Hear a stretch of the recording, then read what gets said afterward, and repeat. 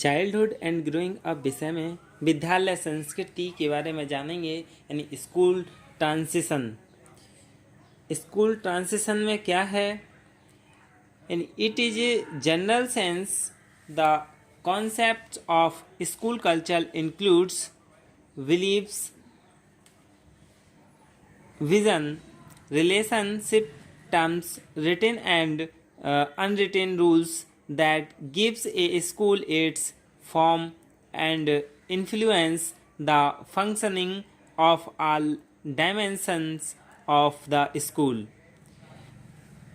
यानी सामान्य अर्थों में विद्यालय संस्कृति की अवधारणा में विश्वास, दृष्टि, संबंध, प्रकृतियाँ, यानी जो प्रवृत्ति हैं, आदतें, लिखित व अलिखित नियम सम्मिलित होते हैं जो किसी विद्यालय को उसका स्वरूप प्रदान करते हैं और विद्यालय के सभी आयामों में क्रियाकलापों को प्रभावित करते हैं। लेकिन कुछ अन्य महत्वपूर्ण मुद्दे भी अंतर्निहित होते हैं। जैसे कौन कौन से होते हैं? सबसे पहले है विद्यार्थियों को शारीरिक और संवेगात्मक सुरक्षा, यानी physical and emotional safety of student. जो विद्यालय संस्कृति है उसमें यह भी अंतर्निहित मुद्दा है कि विद्यार्थियों की शारीरिक और संवेगात्मक सुरक्षा कैसे की जाती है। दूसरा है कक्षाओं तथा सार्वजनिक स्थानों की सुव्यवस्था करना, order lines of classrooms and public places, यानी जो कक्षा हैं या सार्वजनिक स्थल हैं इनकी सुव्यवस्था करना, अच्छी व्यवस्था करना, देख रेख करना। और अगला है प्रजातीय, जातीय, भाषाई या सांस्कृतिक विविधता का ध्यान, celebration of social, ethnic, linguistic और कल्चरल डाइवर्सिटी, यानी ये सभी चीज़ का ध्यान किया जाता है। यानी ये सभी क्या हैं? महत्वपूर्ण मुद्दे हैं विद्यालय संस्कृति के। शॉर्ट और गियर ने भी इसके बारे में कहा है कि विद्यालय संस्कृति विद्यालय के अंदर की उन परंपराओं, विश्वासों, नीतियों और मानक के रूप में परिभाषित किया जा सकता है जिन्हें विद्यालय के प्रधानाचार्य और अध्यापक स्वरूप देते हैं, उन्नत करते हैं और कायम रखते हैं।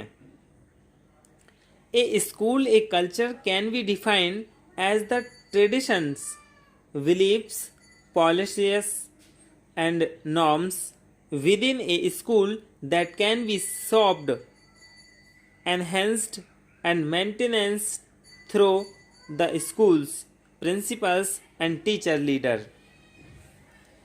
यानी ये सभी क्या है? विद्यालय संस्कृति जो है वो विद्यालय के अंदर जितनी भी परंपरा, विश्वास, नीति और मानक हैं उन सभी को क्या परिभाषित किया जाता है और जो जिन्हें विद्यालय के प्रधानाचार्य और अध्यापक इन सभी के स्वरूप में देखते हैं, उन्नत करते हैं और कायम रखते हैं, वही क्या है? विद्यालय संस्कृति है। अब हम विद्यालय संस्कृति की विशेषताओं के बारे में जान लेते हैं। विद्यालय संस्कृति की विशेषताएं, यानी characteristics of school culture, the personal success of students and teachers is recognised and appreciated. विद्यार्थियों और अध्यापकों की वैयक्तिक सफलता को पहचाना और सराहा जाता है। यानी विद्यालय संस्कृति में विद्यार्थी और जो अध्यापक हैं इन सभी की पर्सनली सक्सेस यानी वैयक्तिक सफलता को पहचाना और सराहा जाता है।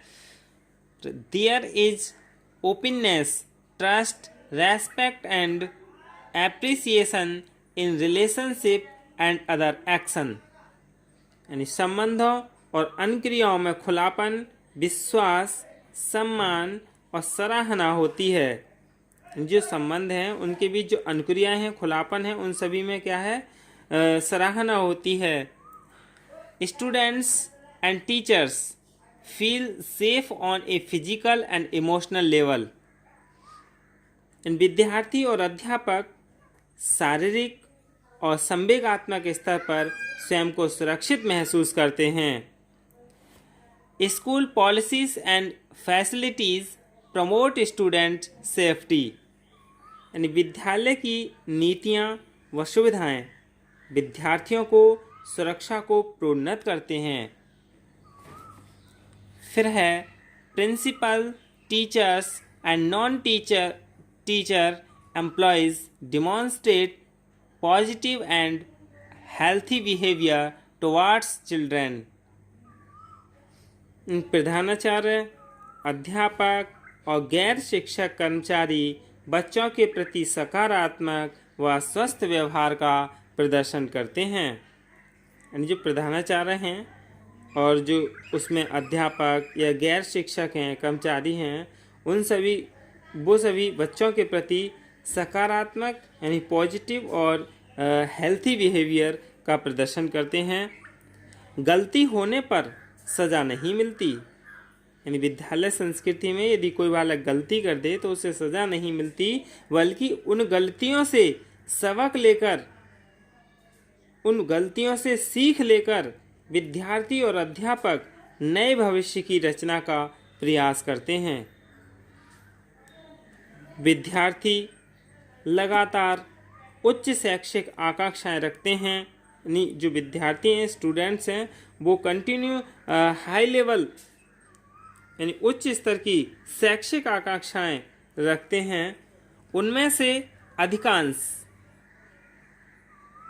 विद्यार्थी अपनी आकांक्षाओं की पूर्ति में सफल होते हैं।